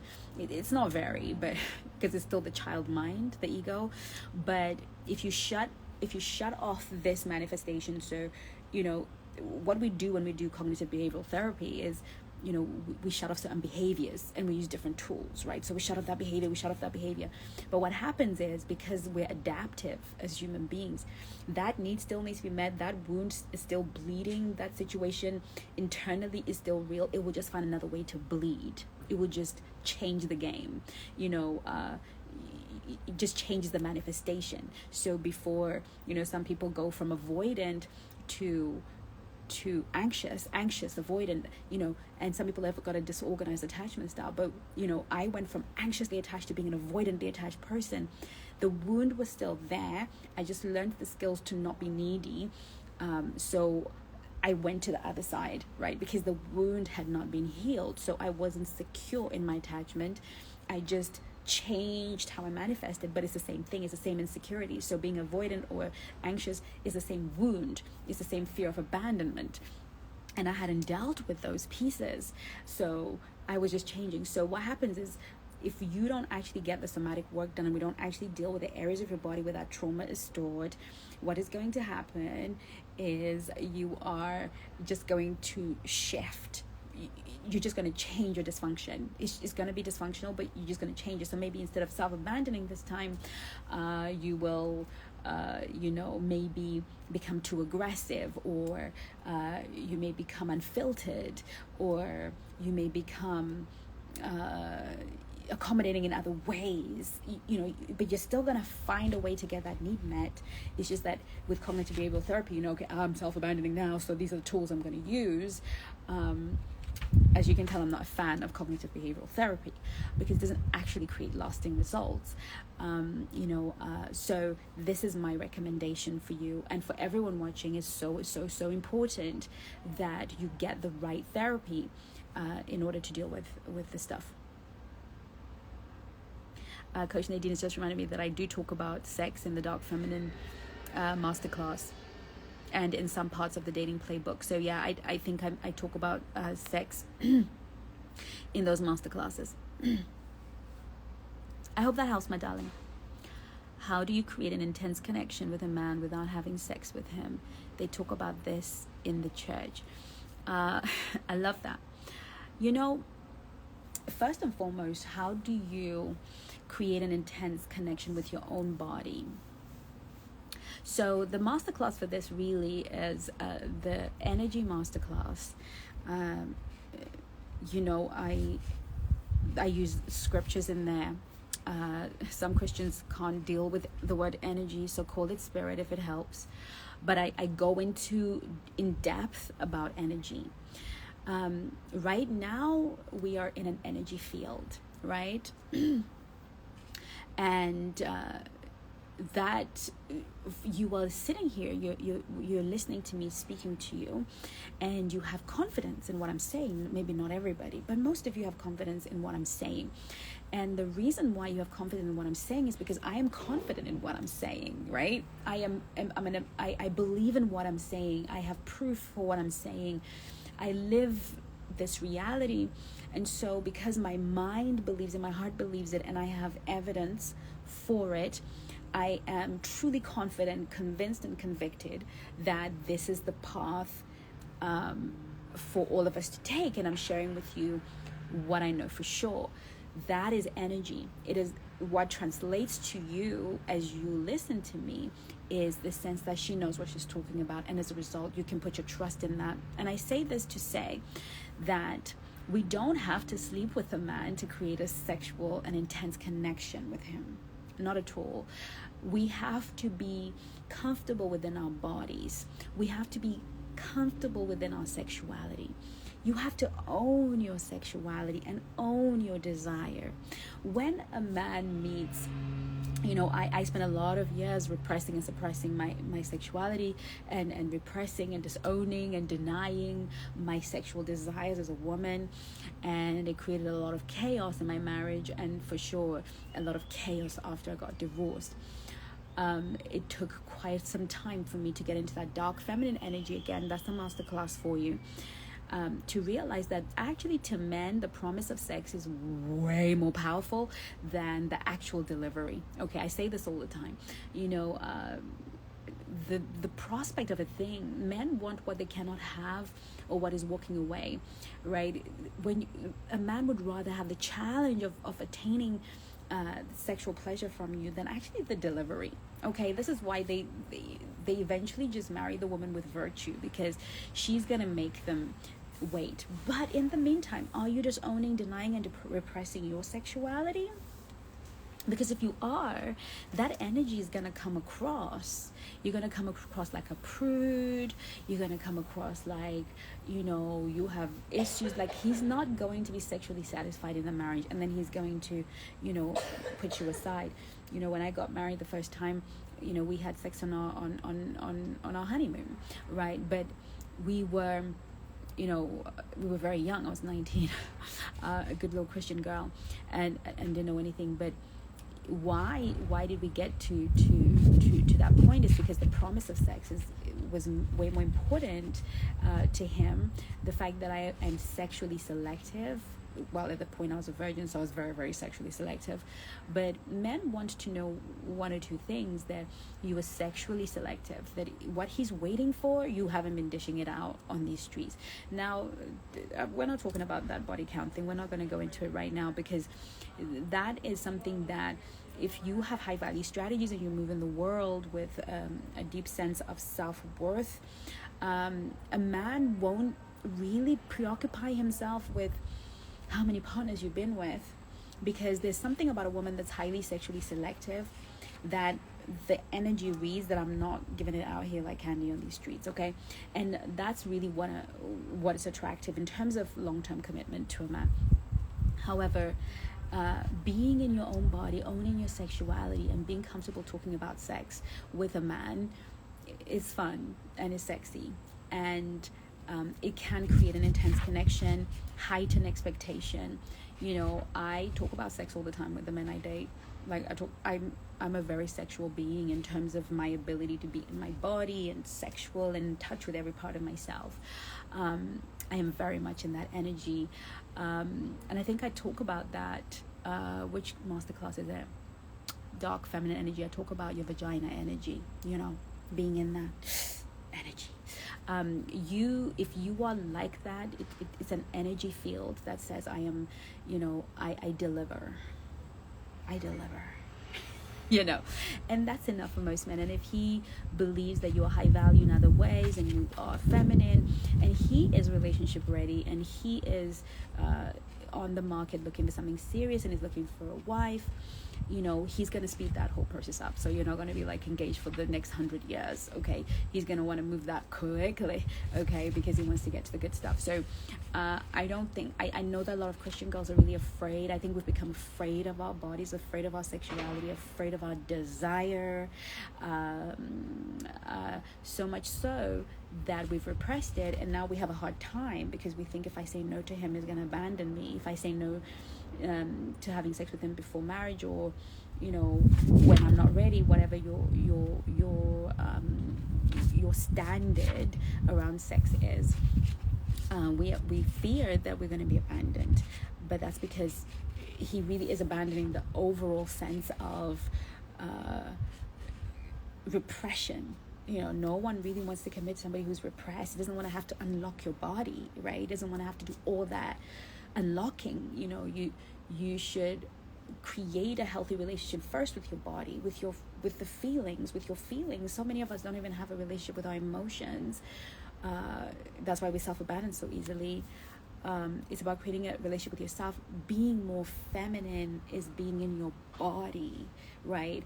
And so I hope that helps, but it's really about correcting your relationship with yourself, with your body, and with your sexuality, and showing up in that relationship with that mind and heart set, and that would be enough to maintain a connection. If he's going to be pushing for sex, basically just that's what he came for, and he's not really trying to be anybody's partner. Let's see, I've got some questions here. Okay, great. Right. The other question is, just checking the time because I might need to be on a call soon. How do you respond in a feminine and flirty way to a gentleman you just met who's requesting you to send him pictures? Guys, can you stop doing that? It's so annoying. So for anyone watching this, can you please stop it? Just stop it. Look, sometimes depending on how a man has met you, so if it's on Instagram or dating apps and you only have headshots of yourself, he will ask for pictures, because men are actually more concerned with your full body than they are just with your face. Because usually girls that post their faces, usually they don't love their bodies for whatever reason, and chances are the guy just doesn't want to be catfished. So if you have met him online or on Instagram and he's asking for pictures, sometimes it's because he just wants to get the full body. So always make sure that if you are on Instagram and your account is open, and girls, if you're dating, can we have open accounts, please? Create a different one. Create literally a completely different dating Instagram. Okay, just for dating. You can keep your other one private, but navigate the internet with the dating one. But we want full body shots on that, as many as possible, because, and lifestyle shots. So sometimes they're looking for more info. However, most times they just ask it because they want to do something naughty with your pictures. It's really ridiculous. So and I won't go into that much, but in terms of answering your question, just say to him, I tell you what, if we ever go on a date, I'll let you take as many pictures of me as you like. That's flirty. That's fun. So you can say to him, I'd love to, but how about when we go on a date, I'll let you take a few pictures of me. End of story. And be fun and do it. Don't make a promise and not do it. The other more direct way is I just don't feel comfortable sending pictures until I get to know you. Right? If you want to be a little bit more direct, if flirtation and playfulness is not your thing, or if he's giving you seedy vibes, just ignore it and pretend as if you didn't see it and talk about something else. 3 options, and there you have it, darling. I hope that helps. Rachel, hi darling. Do these boundaries apply to friendship? I find that as of late I'm having a hard time with. Absolutely. Boundaries are for every relationship. How you set them in different relationships is different. Some relationships can require direct communication. Most do, but some it's about creating subtle distance and space, and some don't take that much to really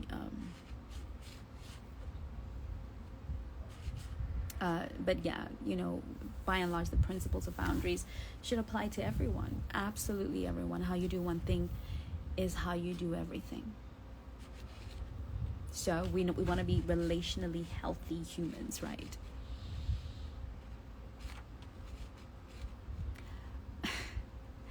How do I stop attracting men who don't meet our need?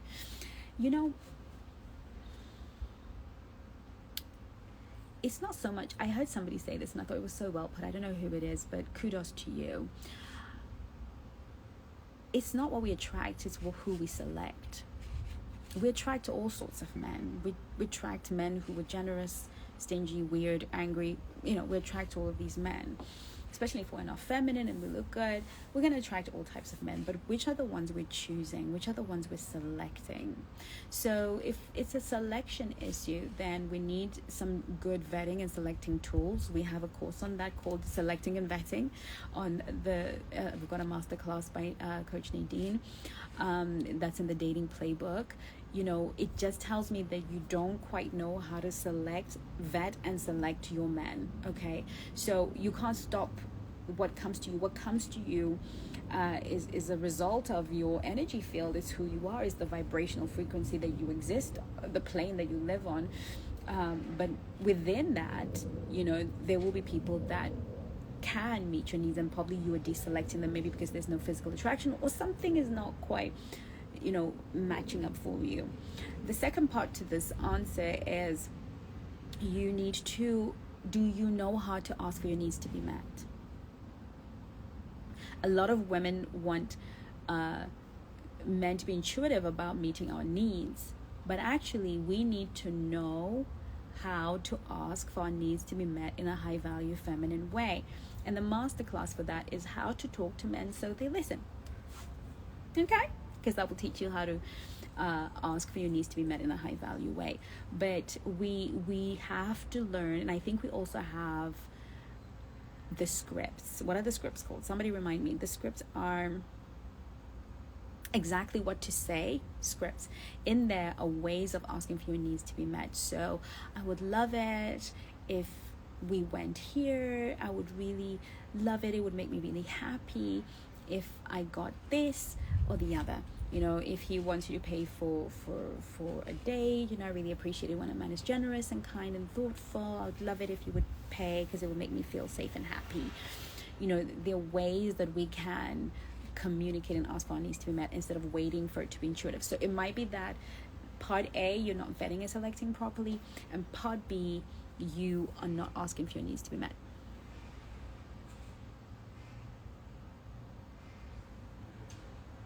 You're so welcome, Amy. You're so welcome, Mariah. The Bodies Keep Score by Basil van der Klok. Thank you, Amber Burnett. You're a star. Thank you. Thank you, ladies. Thank you, Angie Caddy. Thank you so much. I love it when I've got smart women who can support me. I'm so glad that helps. Exactly what to say. Thank you. And Coach Nadine has put in here 50 questions every high value woman needs to ask. Thank you. Those are the questions in the shop. And the man magnet scripts that included both of the ones I've mentioned. Okay, so we've got some man magnet scripts. I think that's a bundle or something. I believe I have answered all of your questions. Thank you so much for joining me. It's been a blast. I've had fun.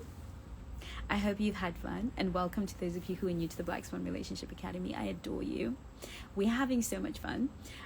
Make sure you share this video. Don't be greedy. Don't just sit here and take it all for yourself, because let your tribe be a part of this. And hopefully, as you watch my good woman reels, thank you. You're so welcome, Galen 2020. As you watch my reels and learn some stuff. For those of you who don't know, you can go on YouTube. I've got tons and hours of long form content where I teach a lot of this stuff. I've got a whole playlist for femininity and masculinity. Plenty of free content for you to change your life. And to top that off, I have, you know, a free call that I added because I realized that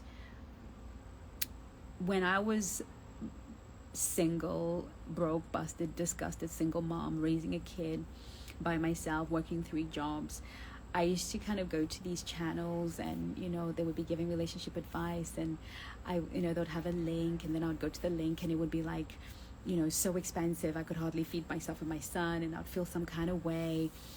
And, you know, I remember thinking, if I were ever in a position to help people, I would want to do it for free. Right. Well, I was very naive because I didn't realize that actually you actually have to have a business in order for you to be able to do this full time. In order for you to get the support you need, you're going to have to pay people. You're going to have a whole, you know, the responsibility did not even occur to me. And so, but it has always been my heart's desire to make sure that Changi, that version of me, that didn't have it, gets an opportunity. That's why I do free masterclasses that, you know, would otherwise cost hundreds. That's why I do free masterclasses. That's why I come live. That's why I do the videos. And that's why I have masterclasses that are a bit cheaper than one-to-one coaching. It's because of Changi. You know, it's because I am you. You know, if you were that girl watching and you're thinking, there's no way I can afford it, I know I was you.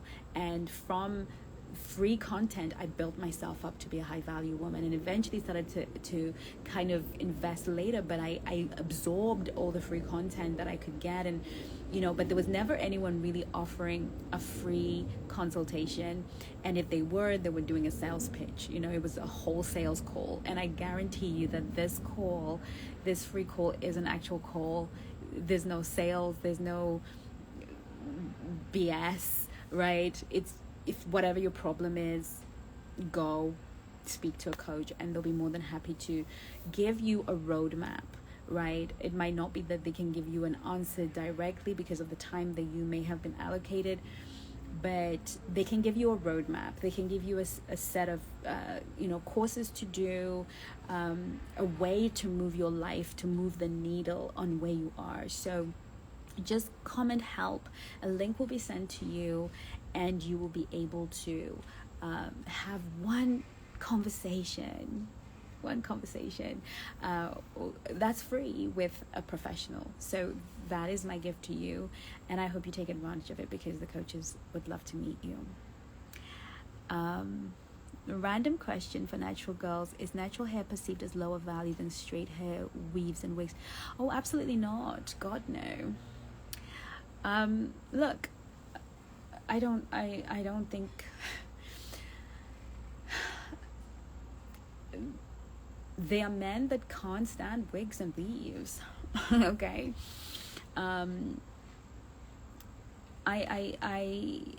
I don't think so at all. I think that it's about grooming. I think it's about styling. I think it's about, what is your style? What is your style present? Are you styled, or are you just wearing your hair natural? Right? In the same way is, we've all seen the aunties that just wear a wig. It's just a wig. They just put it on like a hat, right? Is that even attractive? There's some of us who are not aunties that just wear a wig. Like, they just, I'm one of them. I'm really bad. I wear wigs like they're hats, but I do try, you know what I mean? But there's some of us who just kind of, yank it on. It's not sexy. It's not high value. What is truly high value is having style. Is your natural hair part of your authentic, full style? When you walk into the room, are you styled? Is your natural hair part of your essence?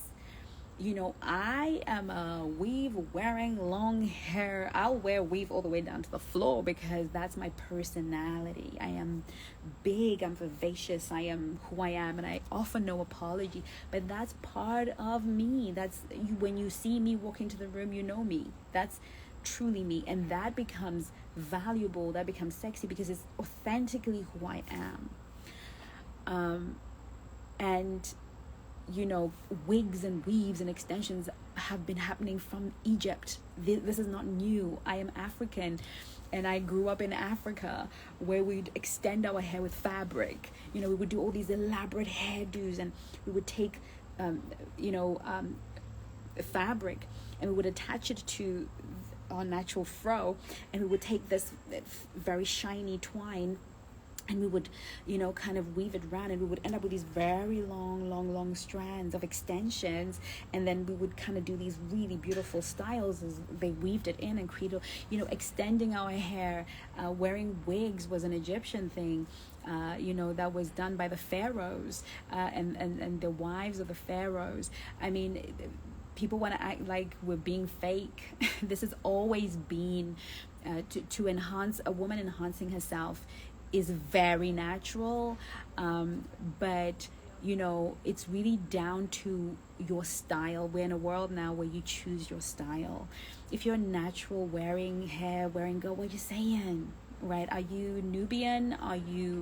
Is it Afro chic? Or are you truly just elegant and you don't like hair on your head, or you like it really short, or you like to go bald? Listen, I think that the essence of you is more important than the rest. For me, this is an extension of my essence. I love changing my hair. I get bored. I'm gonna be blonde one day, pink. This is me. You can't change me. I did the whole conforming thing. I did the whole 5 years of natural hair to please the Black community in my church at the time, because I just kept getting persecuted. And you know what I learned?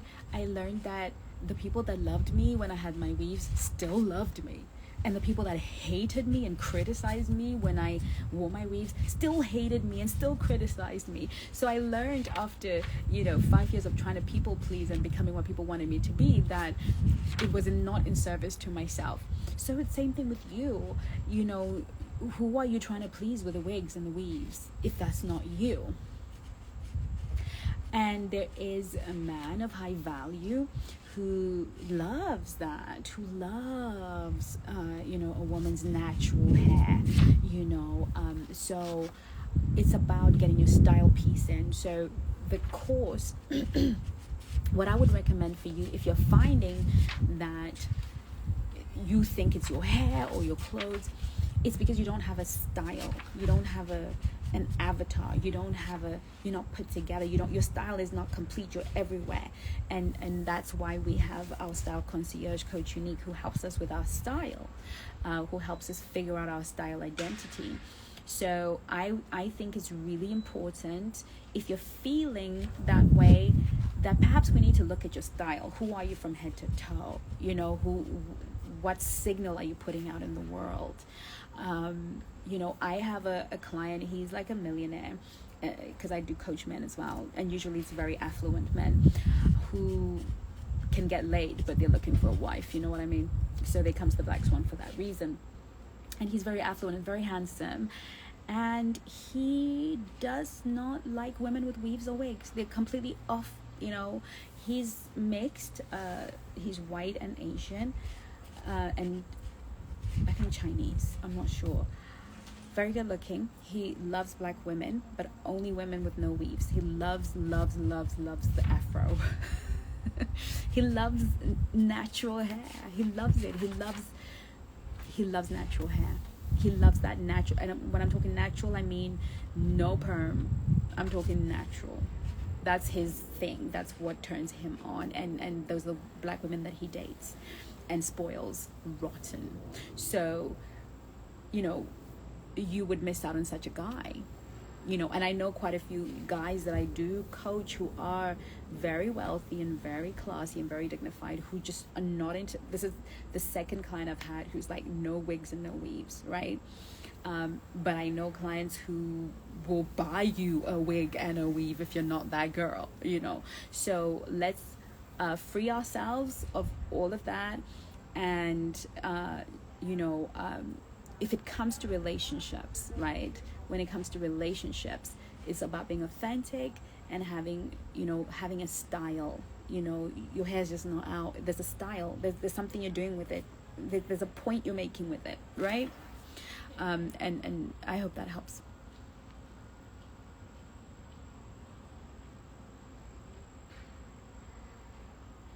Yes. She asked. I asked because I notice very different types of men approach depending on how my hairstyle. Absolutely. So that has to do with Greta says I wear wigs as well because I get bored. Yeah, Greta is blonde hair, blue eyes, and she wears wigs all the time.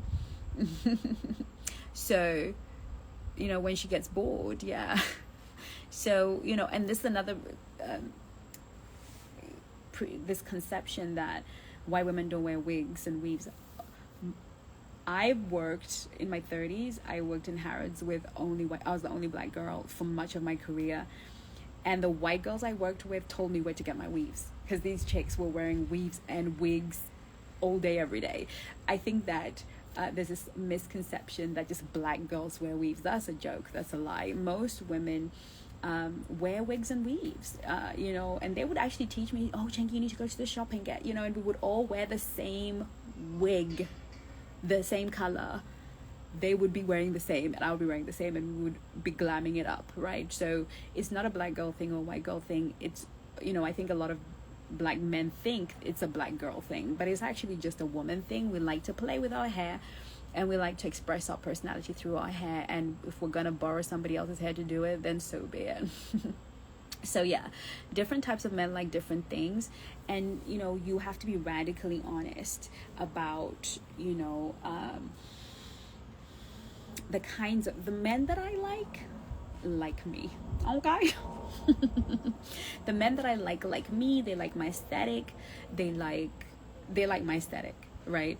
And I like them, so it just works just fine. And that's how you should think. You should have a mindset that the men that I like me, like they like my hair, they like my aesthetic, they like how I show up in the world. As long as to be perceived as high value, you must be styled. There's a very big difference between showing up anyhow and being styled. Styled meaning you are wearing the colors that suit you. The reason I'm wearing red is because I am a winter. I wear winter colors. This top is an autumn color, which means that winter would be a pure white. So when I wear something that's not pure white, it takes color away from my face, and then I look a bit drawn and gaunt, right? So when I wear something that is not pure white, because I'm a winter color, I have to wear winter colors. My lipstick is a winter color. It's like a bright red. If I don't wear winter colors, then I'm going to look very tired, drawn, and exhausted, right? So knowing that about myself, I'm not going to wear this top and a natural nude lip, because I'd come on here looking sick and tired, right? That is what it is to be styled, is to know. But I saw this, I bought it, I loved it, and I didn't want to walk out with it. But because I'm styled, I understand that I'm gonna have to bring life to my face by wearing a bright lipstick when I wear this top. Got it? So being styled is me knowing that I'm gonna have to wear the darker hair, because some of you know me, I've got lighter hair. I'm gonna wear the darker hair because that's gonna bring more color to my skin. So you have to know the hairstyles that suit you. I know that I'm a middle parting girl because I have been styled. I can wear side parting because I've got an oval face, heart shape, depending, but I suit more for middle parting. But I can wear side, but it's not as flattering. So you need to know where your parting is, your face shape. The way I wear my makeup is because I've got oval eyes and they're a little bit slanted, so I wear it at the top. Everything about me is styled, intentional, deliberate. I am not making any part of my style up at any point in history. And that's why people are like, oh, Chengi, you're always so dressed up. It's not that I'm always dressed up. I wear what I know works for my body shape. I know what works for literally getting ready for me is quick. And I am always comfortable. Why? Because I know what works. Because I've been styled. I have been styled. I know that I have a short neck, and as a result, longer hair is more flattering than shorter hair, like bobs, because then they make my neck look a little bit too short, and then I look a bit like this. So I can't necessarily wear bobs, and if I do, it has to be an asymmetrical bob. So that's why I always wear my hair super long, so that I lengthen my neck and then I look a little bit taller, or I have to have my hair super cropped, really super short, and then I get bored, etc. So you as a woman, if you're a woman of high value, if you're the kind of woman that wants to attract men of caliber, of status, men who will, if you want to kind of attract the kind of men that I attract, men who are high status, high caliber, you have to be styled. You have to be styled. You have to know what you're doing. And I'm like that about most things in life. I just don't fumble my way through life. It doesn't serve anyone. So every woman here should be styled. And you can book an hour with our styling coach, and she will happily help you do that. Or you can follow her. I think it's Coach Unique at _Black Swan. She does a lot of styling videos, on her Black Swan account. And so you can follow her and ask questions. So many, I think she's got some styling videos on on our YouTube channel. So many ways of getting yourself styled. But get your colors done, get your face styled, your hair, the right hair, and there's professional help to make sure that every woman, even if you shave your hair off, there's a way that you can make it work. You are so welcome. You're so welcome.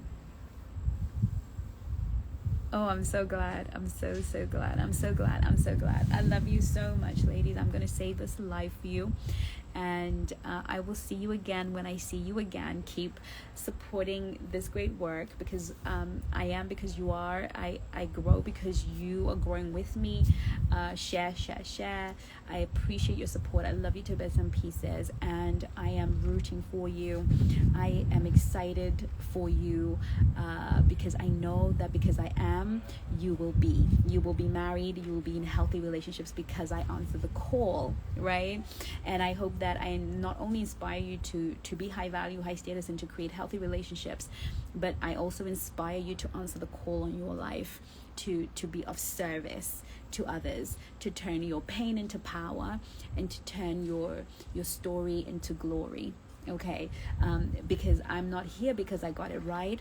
I'm here because I got it wrong so many times. I'm here because I keep getting it wrong sometimes. Okay, so I'm always learning along with you.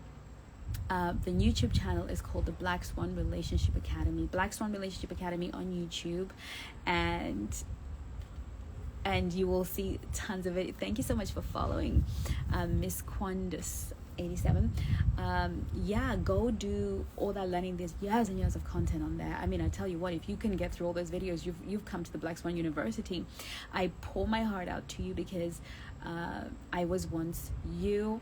I am still you. You know, this is a journey that we take together. I just happen to have the roadmap. I happen to be watching the GPS, but I am not better than you. I've just come a little bit further than most of you. So answer the call over your life. Let's change the world together, and I will see you soon. Bye-bye.